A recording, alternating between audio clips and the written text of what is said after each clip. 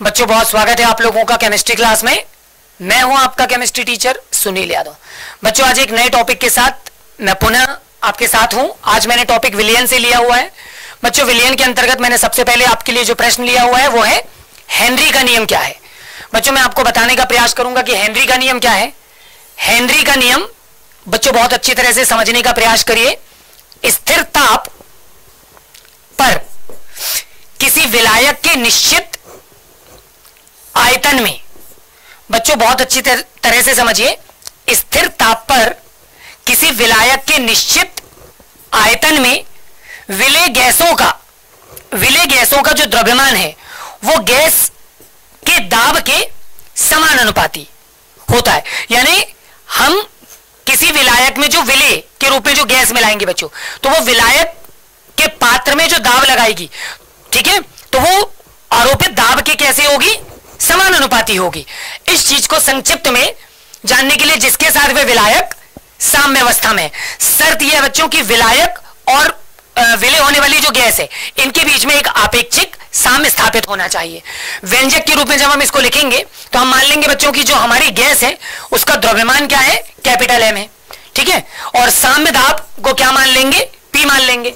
तो बच्चों हेनरी के नियमानुसार हमने देखा कि जो द्रव्यमान है वो समानुपाती है किसके, साम्य दाब के। हमने द्रव्यमान को m माना और साम्य दाब को क्या माना, p माना। तो m is directly proportional p। बच्चों प्रोपोर्शनलिटी को जब आप रिमूव करेंगे और वो इक्वल में बदलेगा तो एक कांस्टेंट आ जाएगा उसके साथ, है ना, तो हमको क्या मिल जाएगा, m is equal to k into p मिल जाएगा। तो बच्चों ये कहलाता है क्या, हेनरी का नियम, ठीक है। बच्चों हेनरी का नियम सामान्यतः हमको ये बताता है कि अगर हम कोई विलयन बना रहे हैं और उस विलयन में हमने जो विलायक इस्तेमाल किया अगर वो विलायक लिक्विड हो और उसमें हम जो विलय घोल रहे हैं अगर वो विलय गैस हो, तो गैसीय पदार्थ की कितनी मात्रा उस पर्टिकुलर विलायक में या उस विलायक की निश्चित मात्रा में घुलेगी, ये हमको इसकी जानकारी किससे प्राप्त होगी, इसकी जानकारी बच्चों हमको हेनरी के नियम से प्राप्त होगी। बच्चों हेनरी के नियम के बाद मैंने अगला प्रश्न आपके सामने ले रखा है, वॉन टॉप समीकरण लिखिए, है ना। इसकी सहायता से विलय के आणविक भार की हमको क्या करनी है, गणना करनी है। तो बच्चों बहुत अच्छी तरह से समझिए, जो वॉन टॉप समीकरण है वो होता है pi V is equal to NRT, ठीक है। इसको इस तरह से भी लिखा जा सकता है, यहां पे मैंने v को उठा के n के अपॉन में डाल दिया तो pi is equal to N V into R T हो जाएगा। बच्चों यहाँ पे जो n अपॉन वी है ना, ये c के इक्वल होता है ना, कंसेंट्रेशन, सांद्रता बोलते हैं इसको। तो यहां पर हम बाद में n अपॉन वी को रिमूव करके क्या कर देंगे बच्चों, हम एक नया इक्वेशन मिलेगा c pi is equal to C R T, और ये जो समीकरण आपको फाइनली मिलेगा इसको हम बोलेंगे वॉन टॉप समीकरण। ये वॉन टॉप का समीकरण कहलाएगा। बच्चों हमारे प्रश्न में जैसा कि आप देख रहे थे कि वॉन टॉप समीकरण की सहायता से हमको विलय के आणविक भार की गणना का क्या भी निकालना है, सूत्र भी निकालना है, ठीक है ना। तो अब वॉन टॉप समीकरण हमने प्राप्त किया, है ना। यहां पे मैंने आपको c की वैल्यू बता दिया, nb अपॉन v होता है। तो इस c की वैल्यू जो है nb अपॉन v मैं इक्वेशन 1 में रख दूंगा। और बच्चों उससे पहले मैंने आपको बता दिया कि बहुत अच्छी तरह से समझिए, c की वैल्यू मैंने आपको बताया nb अपॉन v, और मैंने यहां पर आपको nb का मान बताया। ये n क्या होता है बच्चों, मोल, है ना, विलय के मोल, और इसके लिए फार्मूला होता है भार बटे अणु भार। तो विलय के भार को हमने क्या मान लिया, wb, और आणविक भार को मान लिया mb। तो मोल बराबर भार बटे आणविक भार।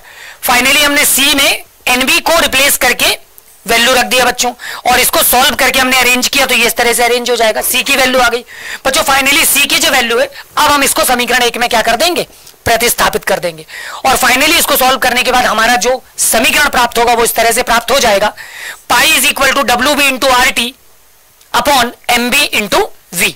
फाइनली बच्चों इस तरह से हमने वॉन टॉप समीकरण का प्रयोग करके, ठीक है, विलयन में घुले हुए अवाष्पशील विलय के आणविक द्रव्यमान की गणना के लिए सूत्र भी प्राप्त कर लिया।